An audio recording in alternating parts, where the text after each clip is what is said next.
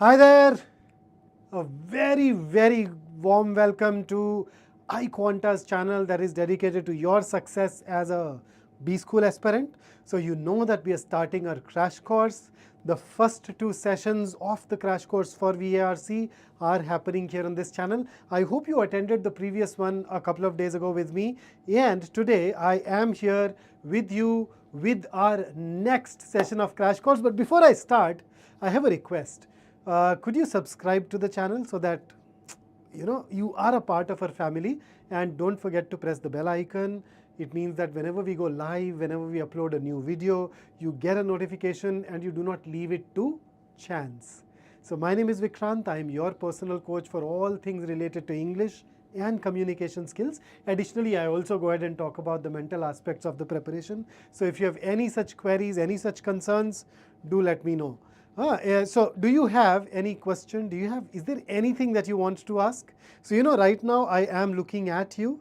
When I do this, I'm basically reading the messages that you've sent. So when you see me turn my eyes, I have not turned away from you. I've just gone on to read your messages. That's basically it. So very good evening. Come on, Keshav. Harry Picks. Oh. Okay, so before I start, do you happen to have any question? Is there anything that is bothering you in your preparation, especially with respect to VARC?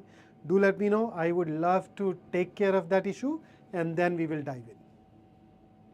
So Samyak has something. So do you think poems will be or can be asked in CAT this year? Samyak, highly unlikely really. So have poems been asked in the CAT? Absolutely yes, but that was some 20 years ago. They haven't asked a poem yet, so in the interim, and therefore I'd give it, it's a fat chance really. However, if I talk about ZAT, it's almost a given that we will come across a poem. When it comes to SNAP, chances are very high that you may get a poem. For CAT, not so much. Then Navaneel, sir, now should I focus more on accuracy or attempts? VRC score is fair enough now. Navaneel, at this juncture, the focus should be on increasing the number of mocks and sectional tests that you write if your score is already high enough. And when you increase the number of tests, you will also almost invariably end up increasing the absolute number of mistakes that you make. Those mistakes will tell you what you need to do now, and all that additional practice will also help you speed up things a bit. So I won't be surprised if you start attempting a couple of extra questions, maybe 2, 3, 4 extra questions by the time you're there for the actual exam. But when you sit down to write the exam, you are never supposed to be consciously fast. You work on your speed in between the two mocks. When you sit down and start a mock, the focus is always on accuracy. Ujjwal, sectionals में 99, mocks में 80, 85. Ujjwal, it could be because of the sample. It could be that not very many people are writing the section tests, and therefore it's reflecting. So I'd say that go more by your percentile in the mock tests rather than the one that you get in the sectionals. And in the mocks, if you're getting 80, 85 percentile, there is a very clear scope of improvement. I think you can easily add another 3, 4, maybe even 5 questions to your net score moving forward. Passage 8 of 100 RC series was extremely challenging. Passage 7 became easy. So passage 7 was CAT 2017 or maybe 16 passage, but that turned out to be one of those easy passages. So people got back to me, say, easy ho gaya sir, aise nahi karte sir. तो बोला अच्छा ठीक है ये लो फिर एक difficult one.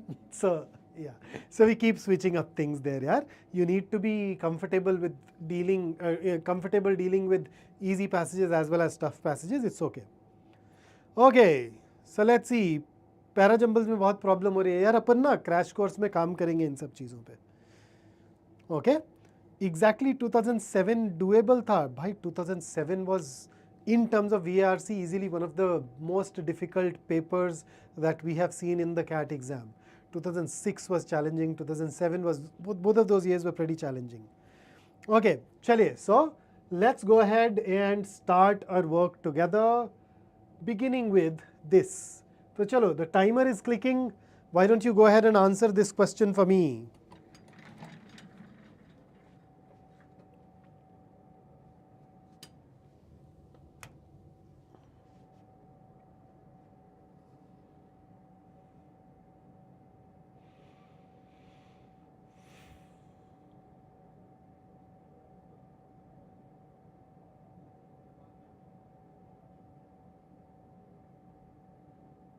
Halfway through.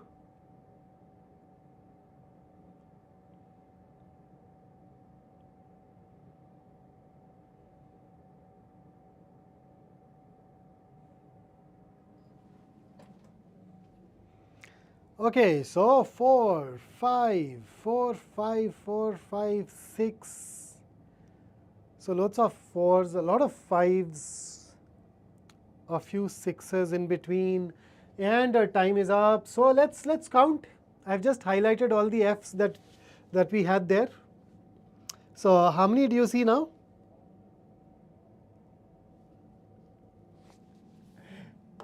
I bet a lot of us, unwittingly, a lot of us will perhaps not count the F that is there in off. You know, subconsciously we tend to skip prepositions, you know that. So there were 6 of these, okay. So with that, let's move to our proper practice now that the focusing activity is taken care of. So here are the directions for the first 3 questions.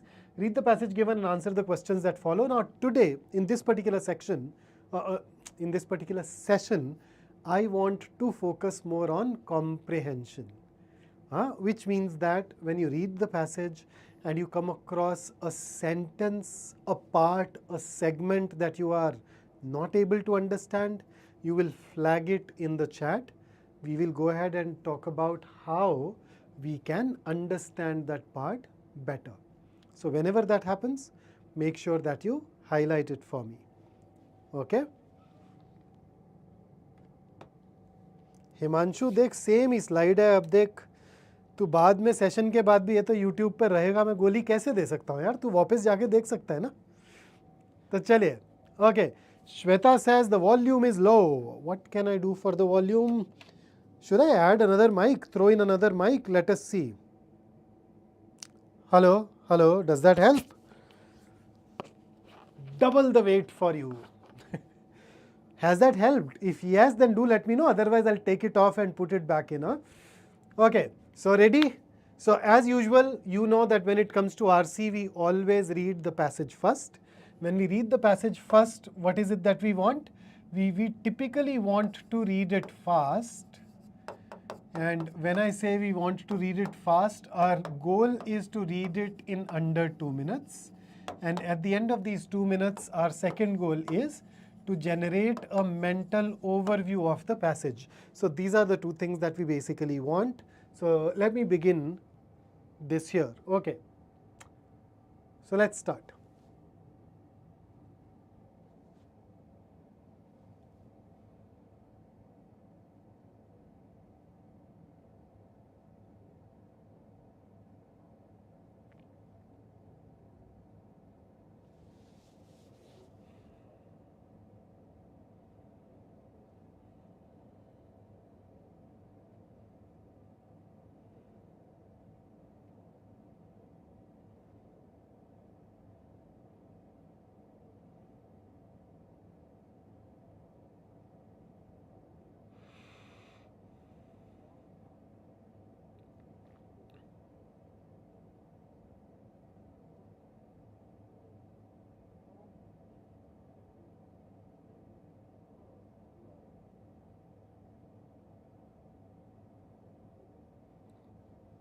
Okay, taking you over to the next.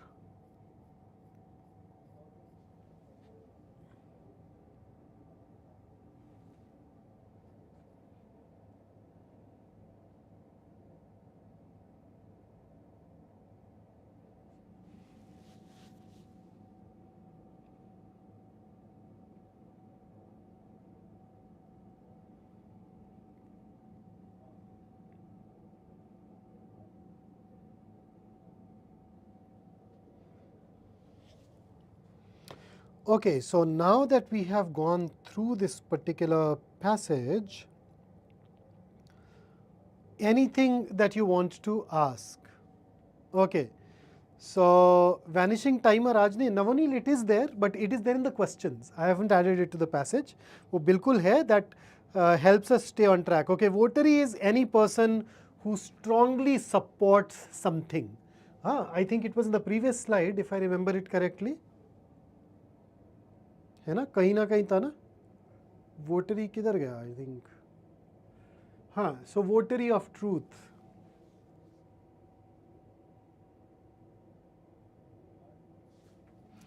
so if you're votary of truth it means that you are somebody who strongly supports the pursuit of truth or the path of truth.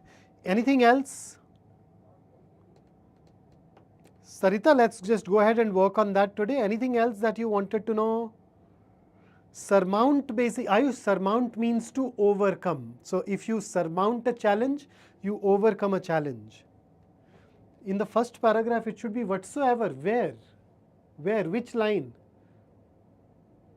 Okay, this. Okay, instead of this thing, has been of no disadvantage whatever. I mean, yes, it should be whatsoever, but then I did not really go ahead and fix it. I just used the passage as it is. Difficult to get the meaning in the first reading. Khushi, if I look at it purely from the level of difficulty perspective, I would not call it a very challenging passage. It's moderate, and that too moderate which leans a little more towards easy. So, itna challenging nahi hai. Right? So, now that this bit is done, let's go ahead and dive into our questions. Okay. So here is your question number 1, and for those of you who are just tuning in today, you see this line? This is a 1-minute timer. So once I start, it will start vanishing, and that will help me keep a track of the time.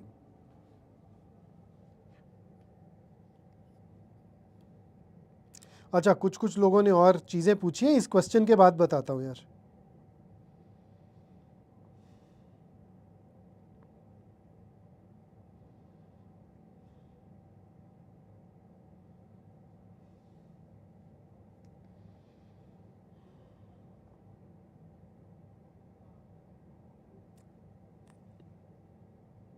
Sir, did not read the second paragraph. ऐसा क्यों? Hang on.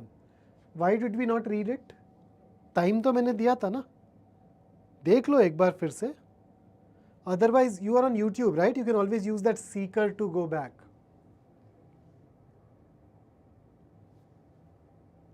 Okay, so the question once again. So a lot of answers are trickling in.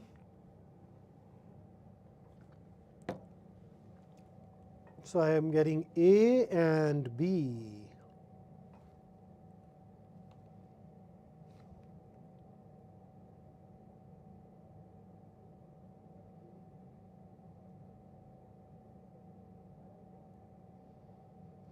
So first up, I hope that you looked at which one of the following is not a valid reason for this, okay?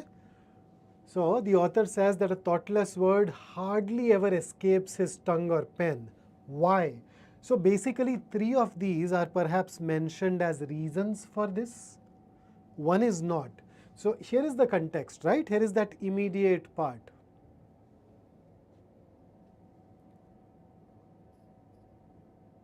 So greatest benefit has been it has taught me the economy of words. I have naturally formed the habit of restraining my thoughts. Okay. So going by this, economy of words, restraining the thoughts are both mentioned, so they are ruled out. Hesitancy in his speech, that's in fact the originating point which has led to all of these other things. So yes, this is also in a way mentioned. So you can, sorry, hesitancy is this, so this is also mentioned, that also gets ruled out. He has no intention to waste his time. Now if you look at the passage, there are others who talk a lot. There are some people who talk a lot, and others think that that is a waste of time. But that is not referred to with respect to the author's intention. It is not connected with the author's not uttering a thoughtless word. And therefore, A should be our answer. Okay. So, अब बताइए, there are people who are asking me about some words. So, somebody asked me about wittingly. Wittingly basically means something that is done knowingly, deliberately. Somebody, in fact, in the comments also shared the answer. Wrote what he wrote? Intentionally. Yeah. So, wittingly would definitely mean any of those things. Then somebody asked about buckler. Buckler is a small round shield through which people protect themselves. So that's buckler. Anything else that you asked and I could not respond to that? Let me just go back. Pestered. When you pester somebody, you trouble or bother that person by asking for something repeatedly. पता बार बार पूछ पूछ के किसी चीज के लिए किसी को दुखी कर देना is pester. Right? तो ये रहा आपका अगला सवाल and the timer has started.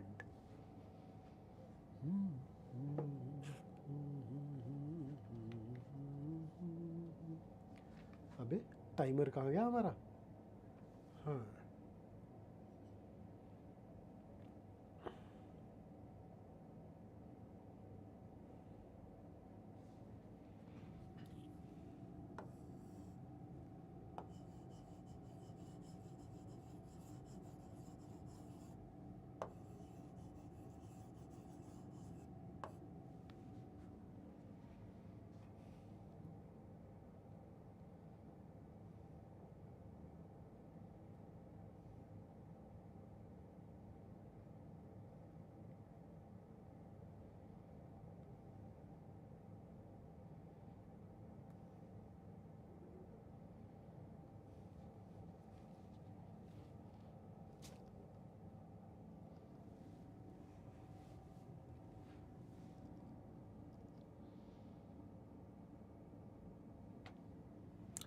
Okay, so this is a question that is, the answer for this is perhaps almost directly there.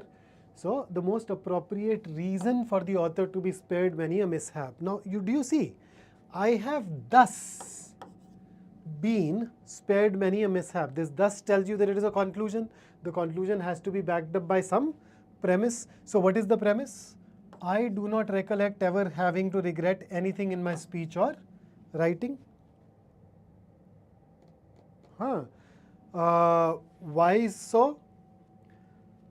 A thoughtless word hardly ever escapes my tongue or pen, because he does not say anything which is thoughtless. There is no opportunity for him to regret anything, and therefore he's been spared these unlucky events. होता है ना कई बार. There are times when we end up blurting something out. There are times when we end up saying something that we later regret, where had you thought it through. I remember there is this person who appeared for this interview for a B school. They actually asked him, why do you want to do an MBA and this and that? You want to start a business, you can start it even today. And all he said was, Arre, but then MBA is a shortcut. No, I'll otherwise end up taking longer time. People won't give me money. He just blurted it out. Had he thought it through, these are not the kind of things that he would have said. So he regretted it later. So, comparing this, at the end of the day, your answer has to be one of these two things, right? This part or this part. So only one of these parts is present to you here as option A, and therefore, there you go. So I don't know why would we pick up D. Where is that problem of D coming from? Notice that D is stated afterwards. It is not given as a reason for this. The moment you use thus, it is a conclusion. Conclusion always comes after the premises when you use a conclusion indicator. So, D. Okay, here is the next one. The third and the last question based on the passage. The clock is ticking.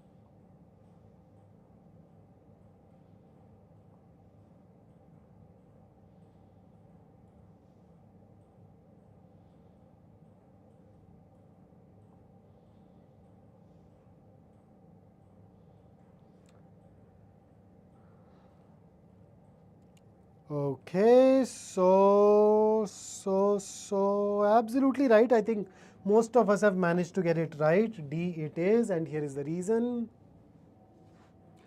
Proneness to exaggerate, to suppress or modify the truth, wittingly or unwittingly, is a natural weakness of man, and silence is necessary to surmount it. So the it here basically refers to this tendency, the tendency to exaggerate the truth. Somebody runs for 5 kilometers, comes back and says, I have run 10 kilometers.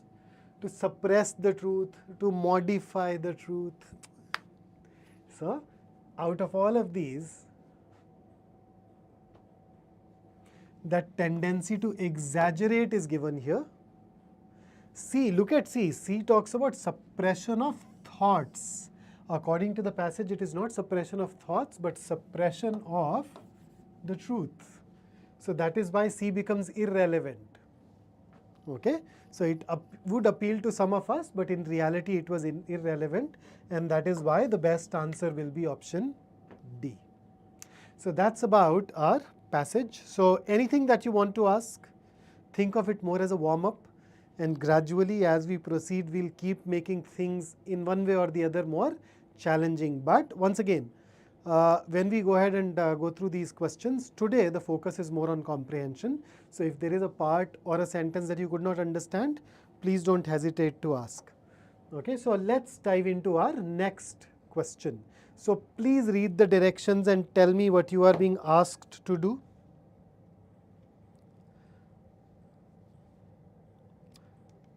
Surya says, how many RC can be considered ample? Surya, that is actually very subjective. That's very subjective, but at this juncture, somebody is well prepared.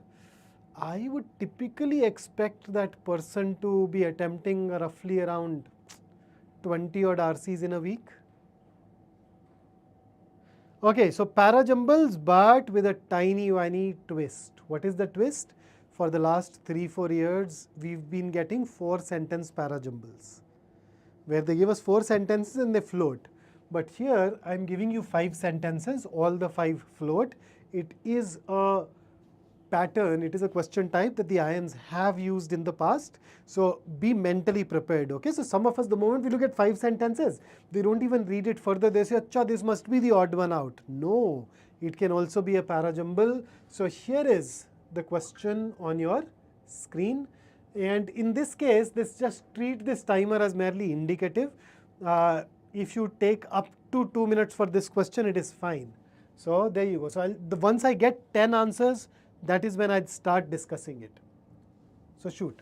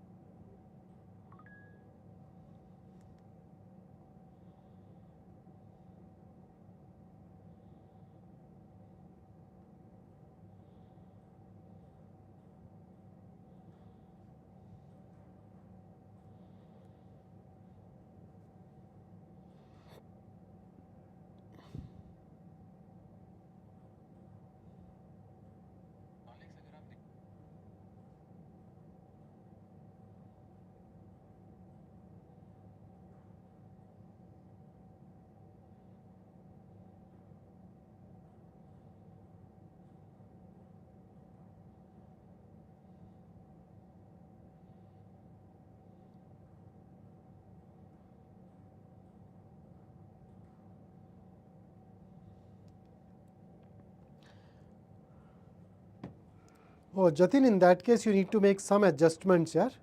Then cut down on the number of passages and focus on accuracy. Try and see which question type bothers you the most and then start from there.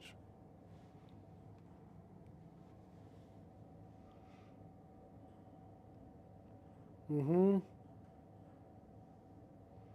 8 answers so far, 9 and 10. Okay, now we can start our discussion. So let's read. This very insatiability of the photographing eye changes the terms of confinement in the cave, our world. Humankind lingers unregenerately in Plato's cave, still reveling its age-old habit in mere images of truths. So unregenerately, I haven't even seen any such word. Regenerate means to improve a place, improve a system. Unregenerately means not improving, staying the same.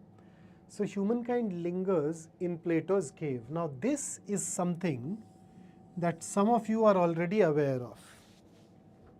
So what is Plato's cave? What do you understand by this? Plato talked about a world of forms. So Plato said that in our mind, we have this understanding of the forms, the ideal forms. For example, if I ask you to think of a square, can you think of a square? You can, right? A square has 4 equal sides joined in a particular way. Now, have you ever seen a square? You may say yes, but then you realize in this universe, let's say if I were to draw this square, but then if you were to measure, you would see that these are not exactly the same. Some of these angles may not be exactly 90 degrees, but then it's approximate. So we have this ideal concept of things in our mind that comes from elsewhere, that comes from beyond this world. And what we see in this world are approximations of that ideal form. Think of what a tree is. You have it, right? And then you look out and you may see some trees. Are they exact replicas of that concept? So Plato as a result said that, hey, we live in this world which is not real. There is a real world. This world is a poor replica of that world. And in order to explain this, he used an analogy where he said that all of us are, in a way, you can think of humans as people who are in a cave. In that cave, they are all chained. They cannot go out. And the only thing that they can see, the only direction that they can see in is towards the wall of the cave, not the entrance of the cave. So behind them is the entrance. So the light comes in through that entrance. Now that light, now imagine there is a tree outside that entrance. So the light that passes through that tree will cast a shadow of the tree on the wall. So we see that shadow. So what you see in this world is basically a shadow of the reality. So it's that cave. So in that sense, that Plato's cave is that imaginary analogy wala cave. Okay? So humankind lingers. So to linger is to stay for an extended period of time in Plato's cave, still reveling its age-old habit in mere images of truth. So instead of looking out of the cave, trying to figure out the reality and the truth, we just look at the shadows. Okay, third, but, so that's a clue, but being educated by photographs is not like being educated by older images drawn by hand. For one thing, there are a great many more images around claiming our attention. Then fourth, the inventory, which inventory? Started in 1839 and since then just about everything has been photographed, or so it seems. Then fifth, in teaching us a new visual code, photographs alter and enlarge our notions of what is worth looking at and what we have a right to observe. So plenty of, I can't go back to it, can I? I can't undo anyhow. So a lot of clues that we have here. So let's go ahead and start working on these clues. So when you say inventory, inventory is a large collection of something. Where is that large collection? Here it is. There are a great many more images around. The inventory started in 1839. So I have 3 plus 4. Okay, then what else, what else, what else?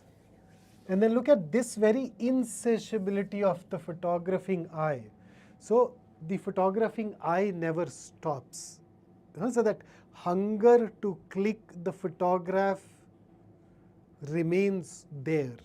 You're never able to satisfy that hunger. Changes the terms of confinement in the cave in our world. So this very insatiability,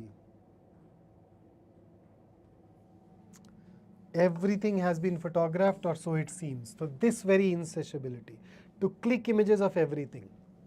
So I think 341 is something that is relatively easy to identify. Now when you look at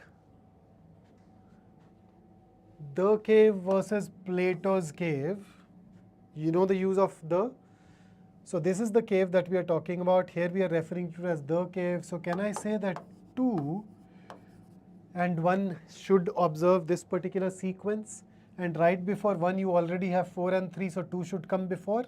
If I combine these, what am I getting? 2, 3, 4, 1. Now I just need to put in 5. 5 cannot be put here. So there are 3 possibilities. So what are those 3 possibilities? 5 can be here, here, or here. Now you tell me where it goes.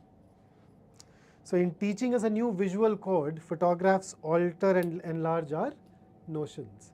So look at first.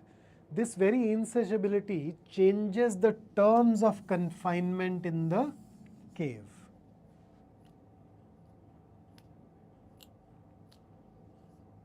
So where is that change in the terms of confinement?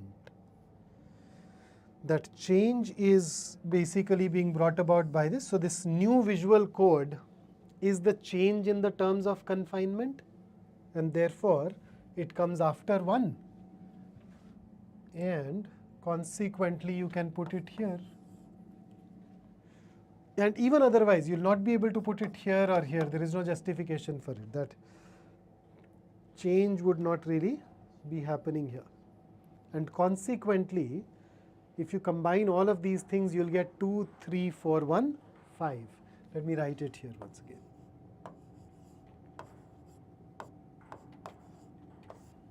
So just treat these as puzzles. Don't really go ahead and look at things quickly, and I'm sure that we can solve it. And in case there was some issue, some error, something, it can come from two. I think at the end of the day, it will come from our inability to spot a clue or to use it correctly. So in this particular case, it was not an easy paragraph to understand. So those ideas, a lot of these clues, you notice when I connected 1 with 5, that's because of the idea. When I, for that matter, connected 3 and 4, kind of idea. And then, to know what Plato's cave is, if you do not know that, and you'd know that only if you've studied philosophy, that could make it challenging. So make sure that you keep building on that familiarity, and that will happen too, and that will eventually help us. Okay? Now it is a difficult question, no doubt about it, so it's okay. But with that, now let me take you over to the next set once again. So questions 5 to 7, read the passage, answer the questions. So let's start the passage. Let me know once you're done reading it.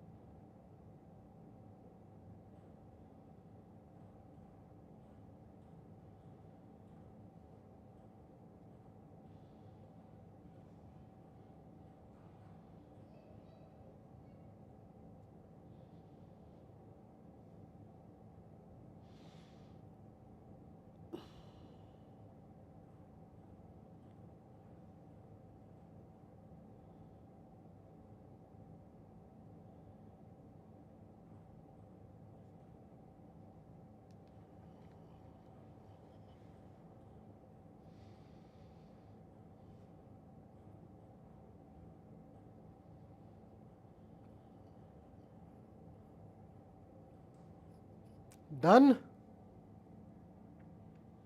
Vicissitudes. Vicissitudes are basically ups and downs of life. So normally when we use it to refer to the ups and downs of life. Here it is basically saying a change of situation, basically ups and downs here at the end of the day. You can just apply it metaphorically.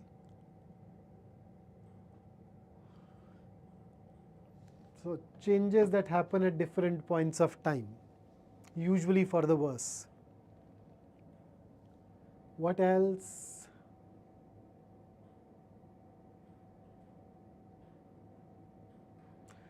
Trifling are mundane matters, trivial matters.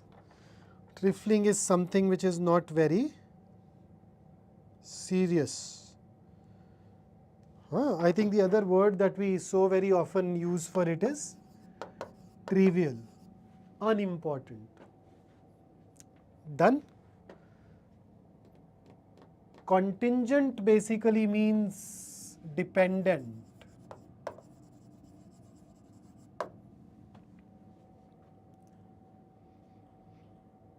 When you latch on to something, you hold on to something. Massacre is murder of a large number of people.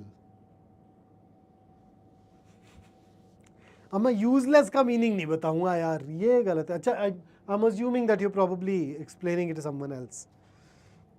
Okay.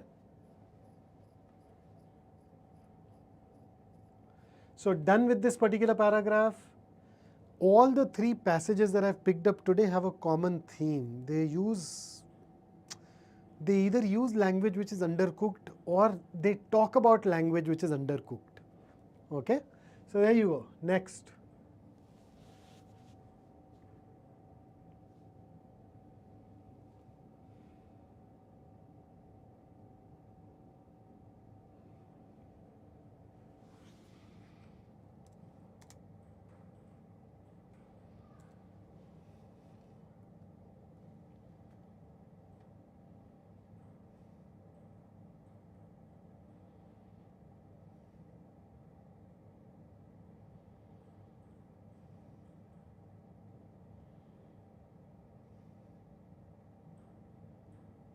नहीं गौरव, I could get that. I know. I thought it बताया ही होगा, है ना? I could understand that.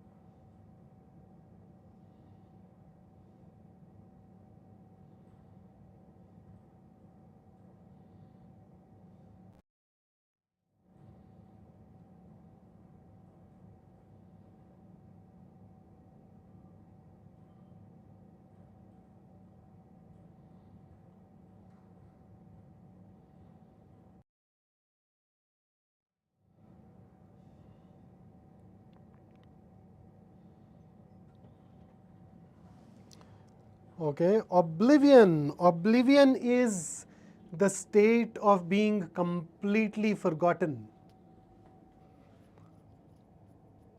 Balaji says दोनों passage अलग है. नहीं.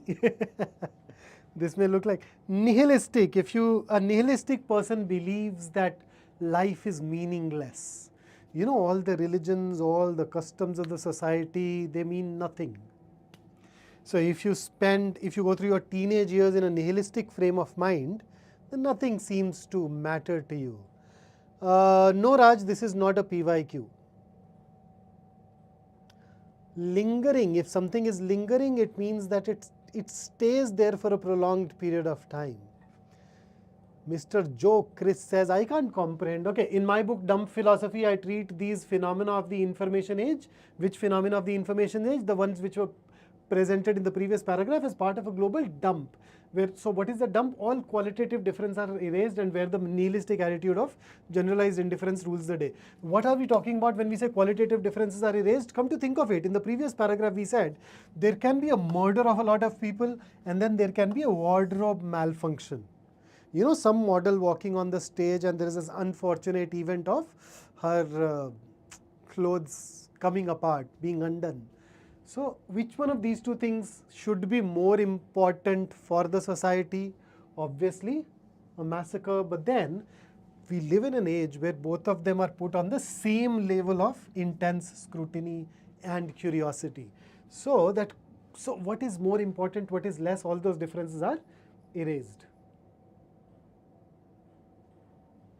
Okay. So let's go. Here is the last paragraph.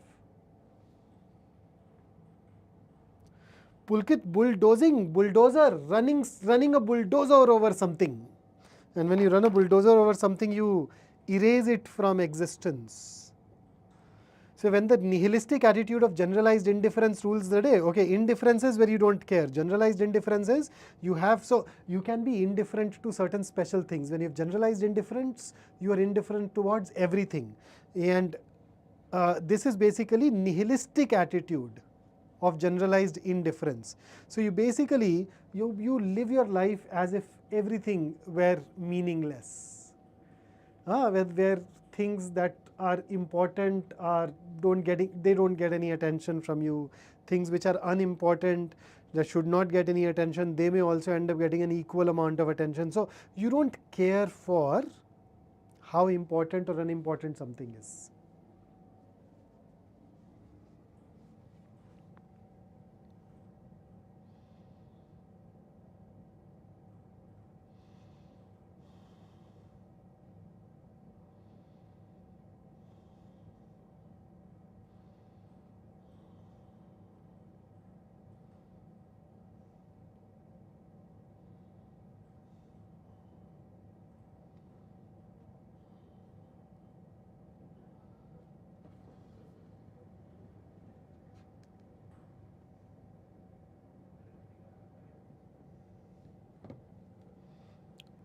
A spy is to suddenly or unexpectedly see something, or to become aware of something suddenly and unexpectedly.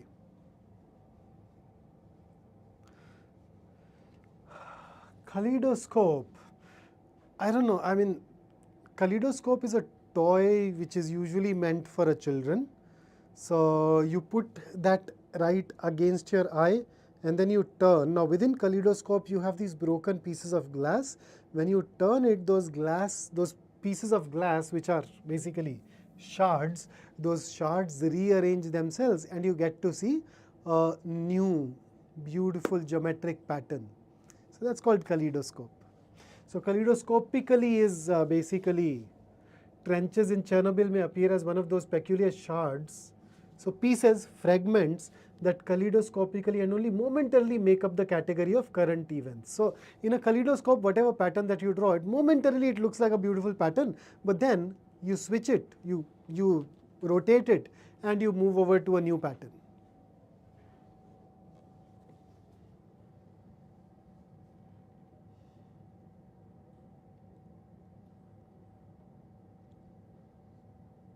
Ostensibly means apparently.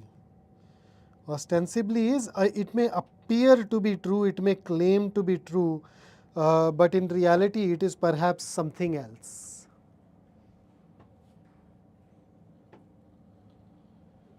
And see, even if you don't understand an individual word or a particular sentence, I'm saying in 90% of the cases, it won't affect your ability to answer a given question correctly. 90% of the cases, you should be safe.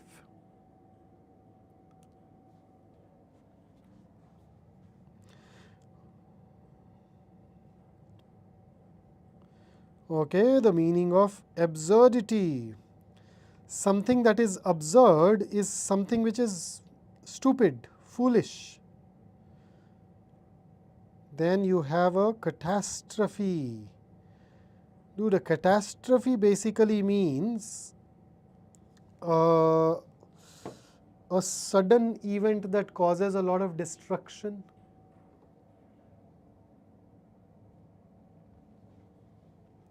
And I think most of these words that we are asking are pretty everyday words. It's not that they are very obscure words. So assuming that you are through, let's get into the questions now. So here is your question, which is an inference based question. The clock starts now.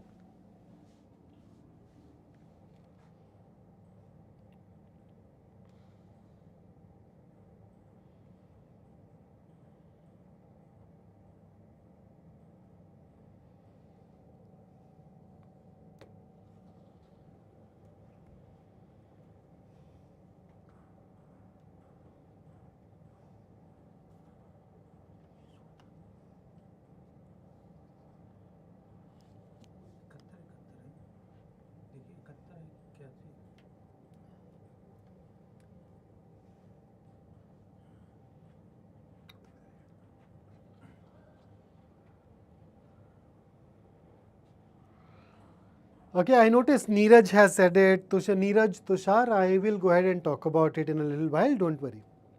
Stay back. In case you are there on our Facebook group, drop in the question there. I'll revert to you there. Makes it easier. Okay, so A, D, B. So nobody has opted for C yet. So can we eliminate C? So it can be inferred from the passage that A, the phenomenon of the global dump will worsen in the future. Now see, the passage only says, and let me take you back to that bit of global dump. In my book Dump Philosophy, I treat these phenomena of the information as part of a global dump. So all that the passage tells us is that it is happening. All that it tells us is that it's happening. It does not talk about the future. Will it become worse? Will things improve? We don't know. We don't have enough data to conclude that, and therefore the label that we apply to A will be can't say, and for the exact same reason, no, Baki, I think the rest of it. So A is can't say. How about B? The events surrounding the global dump reflect the irreversible regression in society. Yes, it is because of a trouble brewing in the society, but how do we know that it is irreversible? More or less a similar reason. We don't know that it is irreversible. So, can't say. How about C? The age of information is solely to blame for the misplaced priority given to events. This solely is something that we can't really infer, so can't say. D, the age of information has coincided with reduced scrutiny over vital events. So you notice in this particular case, we know that trivial matters, trifling matters take center stage, vital issues get sidelined. So we can say that there is a reduced scrutiny of vital events, because if it hadn't been the case, then the author would not have mentioned the issue of vital events getting sidelined. Right. So according to him, they are getting sidelined. So this is something that we can label as true, and therefore D. Remember, a massacre and a wardrobe malfunction are given equal importance. So what is the author's core concern here? It should not happen. The vital event should be ignored and the important event should be held on to, but reduced scrutiny over vital events. Samyak, in fact, in our next class of the crash course, we will focus on the reasoning based questions. We will talk about it briefly there. So one of the things that I often say about inference based questions is that, hey, if you see an answer choice which is generalized, extreme, I'm saying in 99% of the cases it is not going to be the answer. In 99% of the cases, the label that you'll apply to it will be can't say, because generalizations are rarely true. So, yep. Okay, next question on your screen. The clock is starting.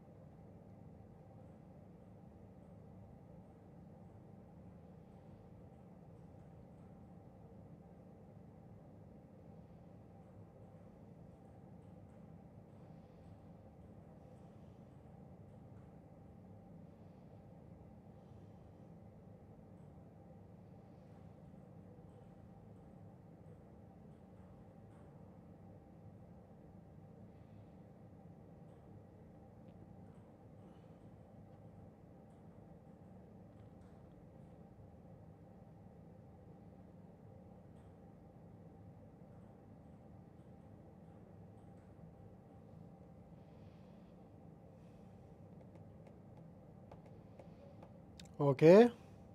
So 2 answers so far.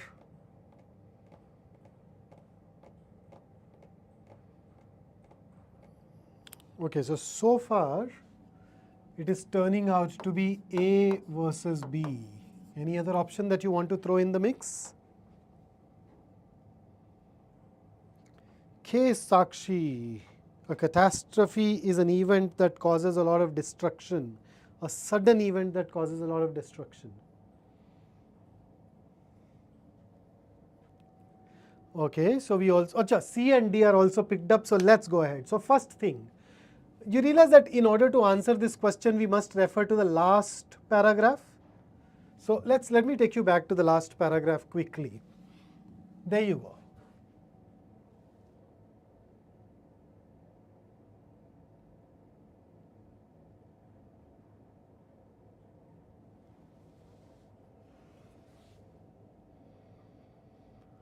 Look at this. Oops, sorry.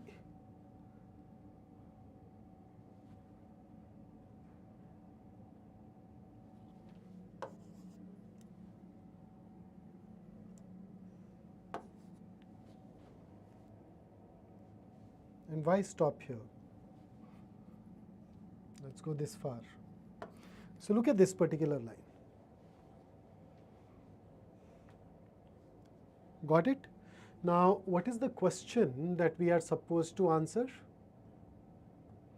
Which of the following can be concluded from that story? A. The trenches built at Chernobyl indicate how people continue to think and act in a manner that causes global catastrophes. So I'll just read out that part of the line. If we look a little closer, we can espy in it a strange condensation of everything that went wrong and continues to go wrong at the site of the nuclear accident. The next part, and that site in its turn condenses the modes of thinking and acting that continue to steer the world towards global disaster. So it indicates that we continue to think in a manner that takes us towards catastrophes. So that's true.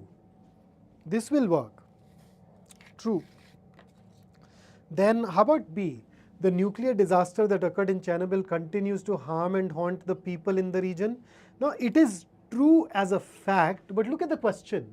What can be concluded from the story about Russian troops digging trenches in Chernobyl's exclusion zone? Now for a brief while, tell me, had these guys not dug the trenches, had that not happened, this will still remain true. It is a fact. There are certain things that continue to be harmful, but what is their connection with the trenches? So whether you dig trenches or not is immaterial, this will remain true. So it is not something that you'd conclude from this instance. It is a fact that is given to us in the paragraph, which is independent of this activity, and therefore it is out of scope for this particular question. Then how about C? The trenches dug at Chernobyl's exclusion zone were meant to give advantage to Russian troops, can't say. They dug it, whether it was meant to give them advantage, disadvantage is not discussed. D. The quick withdrawal of troops from the exclusion zone does not mean digging up trenches was a good idea, can't say. Quick withdrawal does not mean it was a good idea. We don't know. Why did they withdraw? Why did they withdraw quickly? Is it because it was a bad idea? We don't know the reason for their withdrawal. So even this is can't say. So this is the only one which is true with respect to Russian troops digging trenches. So I anticipated A versus B, because B is also something which is true, so a lot of people will get trapped, but then it is not a conclusion that you draw from this act, and therefore it is out of scope, and thus the best answer is option A. Question number 7. Let's move over to this and let me start the timer for you. There you go.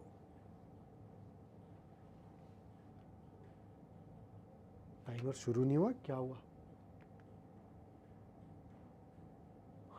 Now it's better.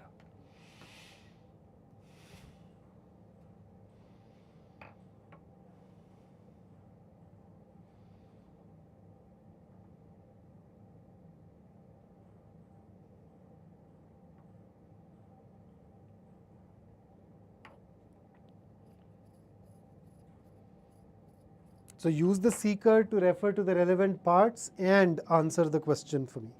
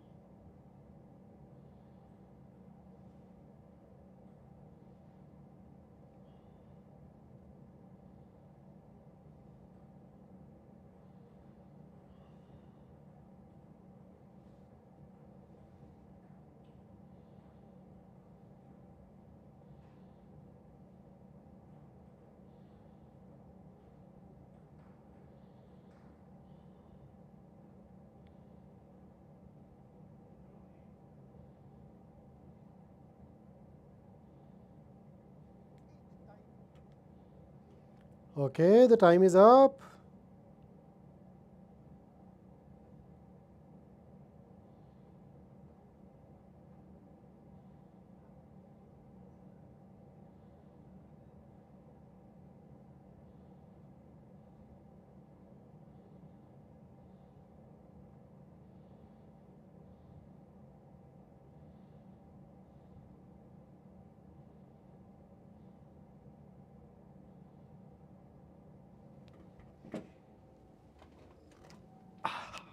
Okay, so loads and loads of D and occasional B. Now see, in D, when we say the trenches dug by the Russian troops in Chernobyl can be considered a trivial event, an unimportant event, it actually contradicts the passage. I'll read the relevant sentence from the passage. It says, despite the relatively quick withdrawal of the occupying forces from this place, this story, which is more than a news story, is far from irrelevant. So if something is far from irrelevant, it means that it is very relevant, very important. And thus to call it a trivial event will be wrong. So this contradicts the passage. We are looking for what is not true. So this is obviously not true. So that's our answer. Somebody's also picked up B. In contemporary life, the importance of an event is dependent on the attention it gets from people. This is consistent, stated in the second paragraph. So it is true according to the paragraph. This is true. We are looking for something which is not true, and that's why D. So A, B and C have all been mentioned at different places in the passage. So that takes care of our second passage. And let me give you a breather. Please read the directions once and then I'll start the question. Are Samyak, Keshav? Good going, huh? Good going. Nice. So the first one was overall closer to moderate, a little towards the easy side. Here the passage was comparatively more challenging. The questions were a little more nuanced. So yeah. Okay. Why can't C be the answer? Because see, the author believes the global dump is a feature of information age. The beginning of second paragraph. That said it, no? It's very clearly mentioned there. I mean, this is more or less, check this. So you can infer it from here. Okay, so question number 8, which is basically a paragraph odd one out question. And someday we will revisit the strategy, but today I'll just leave you with the question. What's your take?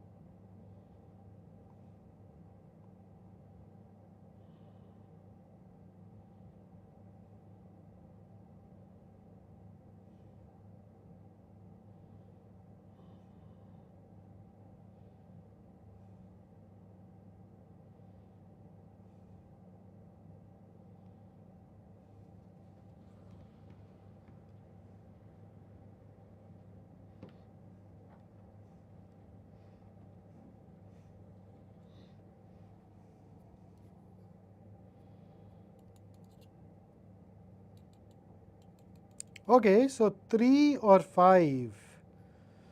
Had it been a democracy, 3 would have won hands down.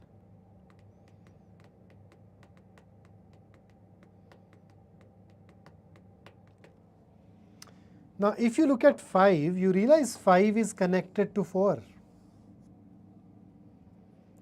They added all sorts of unpleasant substances, and these are just examples. That's an elaboration of 4.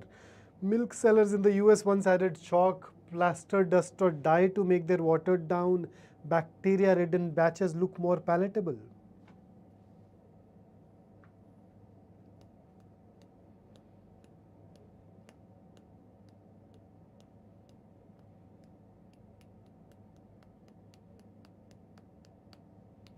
So, I mean, if you were to connect, you realize 1, 2, 4 and 5 are all built around this theme. In the 19th century, food shopping was a gamble. Why was it a gamble? There was no label. So no label means no obligation to tell people, so you put whatever you want to. Here is an example of the kind of things that they wanted to. Now, after writing all these things, you can write third. But if you have to leave one of these out, it must be sentence 3. So it's not that it cannot come after writing the other 4 sentences, but if you have to leave one of these out, it has to be 3, because the other 4 sentences built around that common theme of, in the 19th century, food shopping was a gamble. And they basically go ahead and tell you why it was a gamble. So once again, if you give it to me as a Parajumble, I can put 3 at the end. But because you're giving it to me as an odd one out, there is a clue that is already shared with me. I already know that one of these does not belong to this paragraph. And you know, paragraph is a group of sentences built around the same theme. So the other 4 share that same theme. Third does not and is therefore getting left out. Okay, so with that, let's get into our next one. So 9 to 12, a passage followed by questions. So let's start. I'll take you through the passage paragraph by paragraph mostly. Whenever you're done reading the paragraph, do let me know so that I can switch over to the next one. So there you go. Let's start.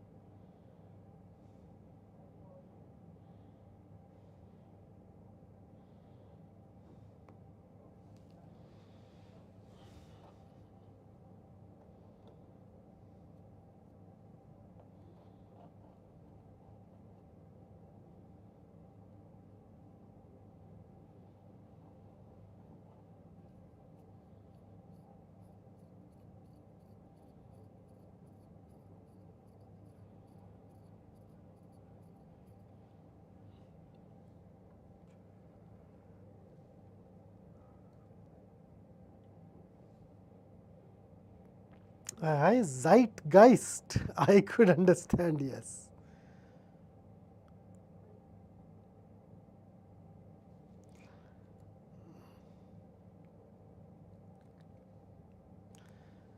देखो, basically Zeit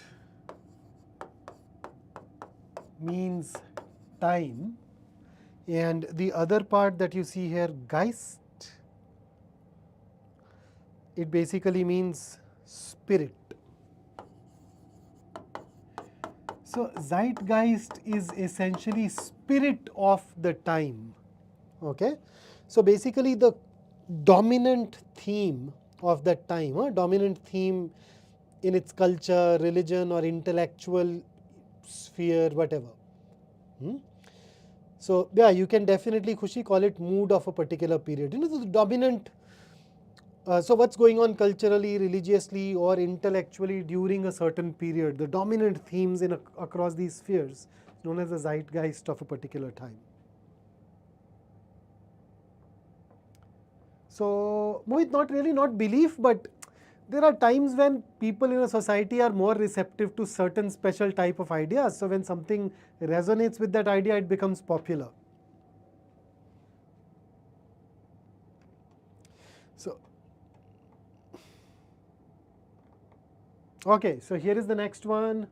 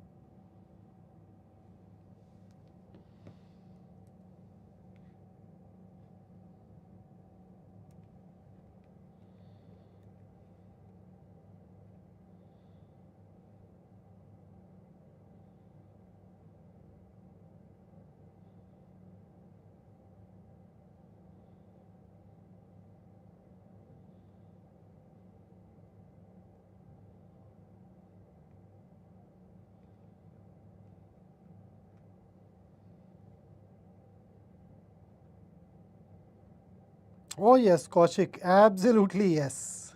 True that.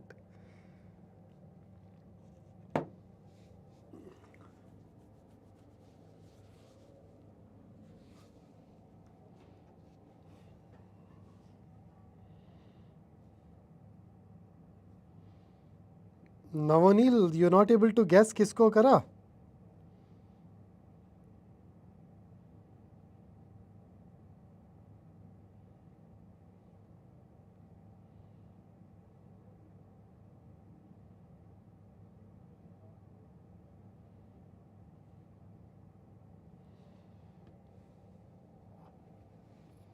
You're not able to guess किसके लिए है?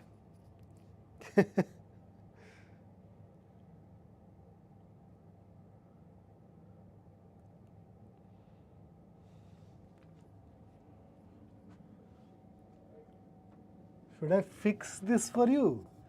We are talking about a certain author called JKR who used a pseudonym RG. So instead of using JKR, here the person has written it as RKJ. So just started from here, so just reversed it. Instead of RG, used GR. Is that a hint enough?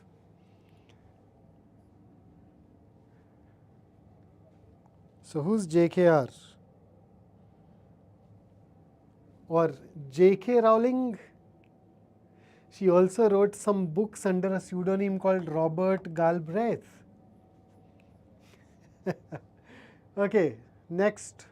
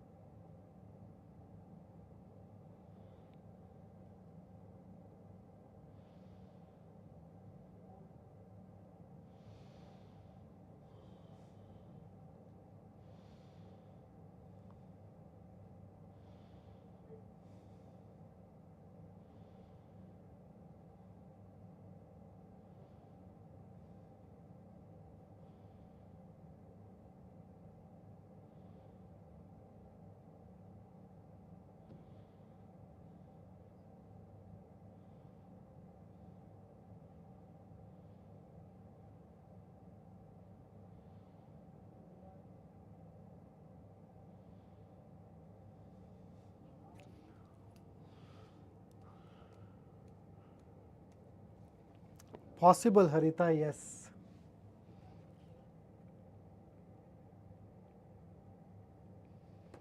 Let me know once you're done so that I can switch over.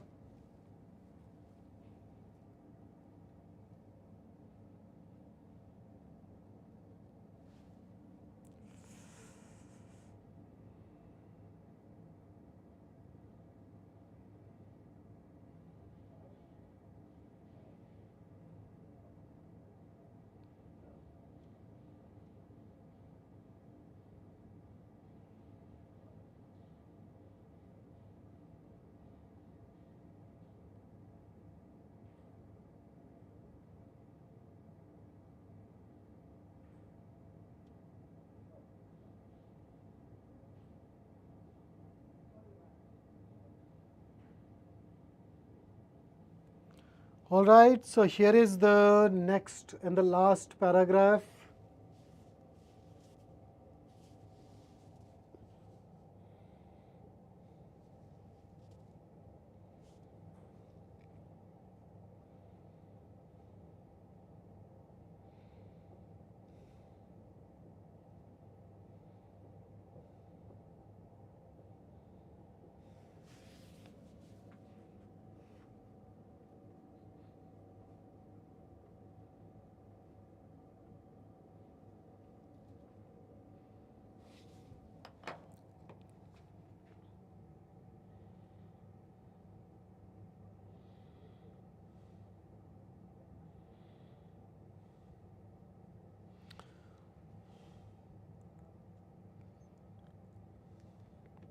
Nitpicking is when you start focusing on even the minor details in order to criticize somebody, then we call it nitpicking.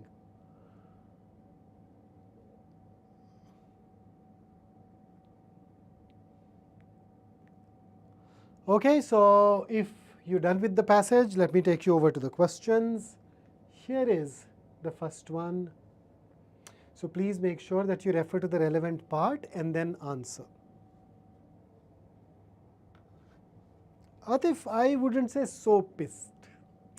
The language is not that negative.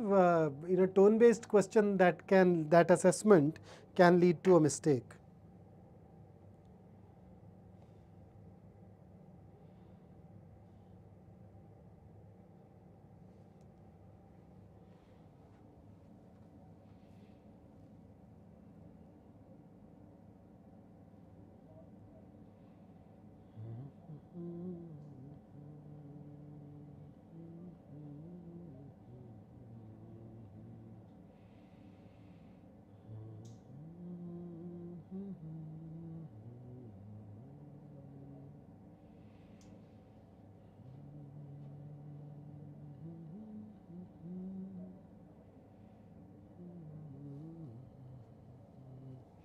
Okay. So loads and loads of B, and that is absolutely correct. B indeed is the right answer choice. When everybody gives the same answer, it saves me the effort of explaining it. So wonderful. So that's question number 9. And those of you who are not very sure, whenever a question asks you for why is this example taken, every example is given in order to support a particular idea. So you just need to go ahead and figure out the idea. So question number 10.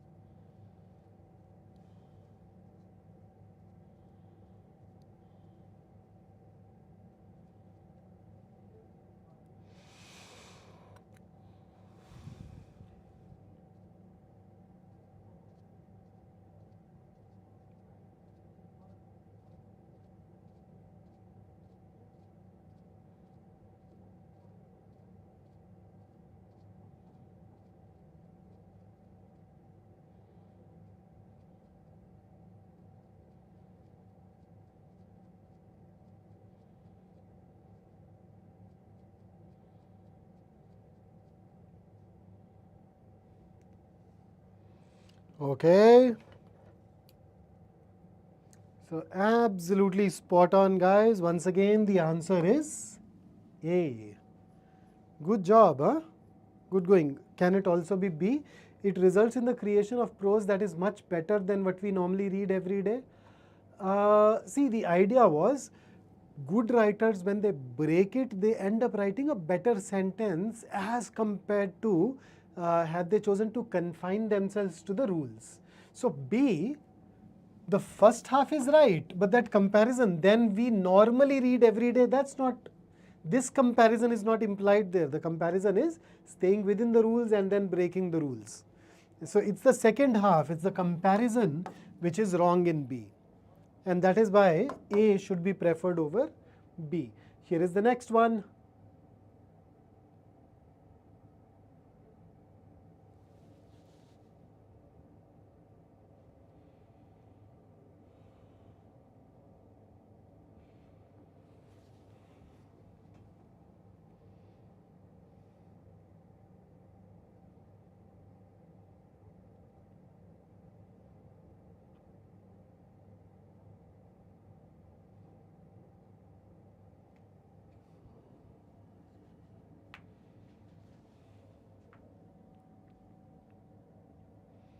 Oh, quick answers, huh? You guys are taking just half a minute to answer. How about A? Why is A wrong? Why is A wrong? So I think you'd very clearly be able to see that B is contradictory, D is contradictory, easy to rule out. A versus C. What made Scar Major interesting? It talks about the hero's journey. It's a very well established concept in story writing. You can perhaps go ahead and look it up, read it once. Particularly if you're targeting this college called MICA, they put you through this test called MyCat. Even more important for you then. So therefore, C. And here is the last one. When you say CAT level, yeah, there is no defined level of the CAT, but yeah, as far as the recent past goes, it's something, the passage is comparable, the questions are on the easier side.